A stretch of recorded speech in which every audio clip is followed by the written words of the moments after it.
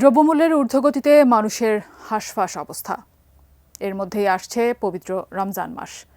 রোজার মাসকে সামনে রেখে এবার সরকারের উদ্দেশ্যে বার্তা দিয়েছেন বৈষম্য বিরোধী ছাত্র আন্দোলনের আহ্বায়ক হাসনাত আব্দুল্লাহ। সরকারের উদ্দেশ্যে কি বললেন তিনি? বিস্তারিত জানাচ্ছেন শেখ ফরিদ। অস্থির নিত্যপণ্যের বাজারে আসন্ন রমজানকে কেন্দ্র করে এবার ডক্টর ইউনূসের সরকারের উদ্দেশ্যে বার্তা দিয়েছেন বৈষম্য বিরোধী ছাত্র আন্দোলনের আহ্বায়ক হাসনাত আব্দুল্লাহ। 23 জানুয়ারি বৃহস্পতিবার সামাজিক মাধ্যম ফেসবুকে এমন বার্তা দিয়েছেন তিনি।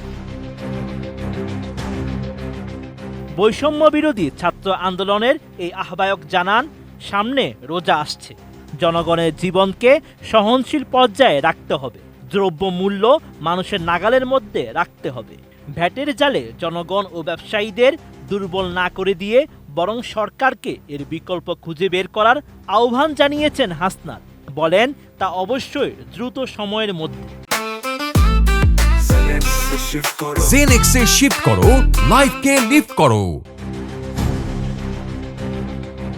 এর আগে গত 22 জানুয়ারি আরেক স্ট্যাটাসে ছাত্র আন্দোলনের এই নেতা বলেন, এই দেশের অধিকাংশ মানুষ সহজ সরল জীবনযাপনে অভ্যস্ত।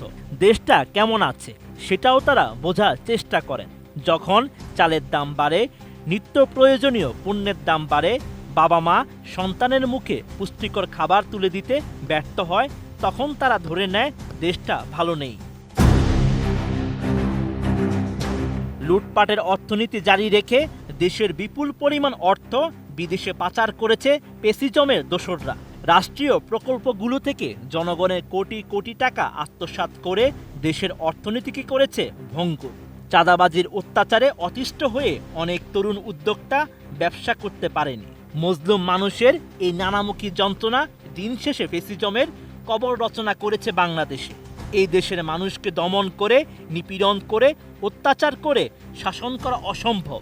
আজ হোক বা কাল আমরা প্রতিবাদ করবই।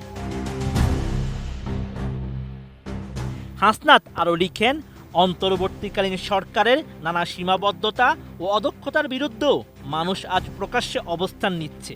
সত্যিকার অর্থেই মানুষ অন্তর্বর্তীকালীন সরকারের অনেক সিদ্ধান্তে ক্ষুব্ধ, যদিও এটি একটি চমৎকার গণতান্ত্রিক পরিবেশকে ইঙ্গিত করে।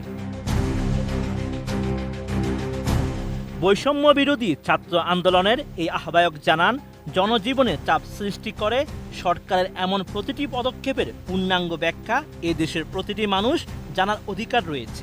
যেমন, সাম্প্রতিক সময়ে সরকার কেন ভ্যাট বৃদ্ধি করল, এর বিকল্প কি ছিল, কিভাবে জিনিসপত্রের দাম অতি দ্রুত মানুষের নাগালের মধ্যে নিয়ে আসা যাবে, কবে ভ্যাট কমানো হবে, এই ব্যাখ্যা বিশ্লেষণগুলো অবশ্যই সাধারণ মানুষের কাছে পৌঁছে দিতে হবে।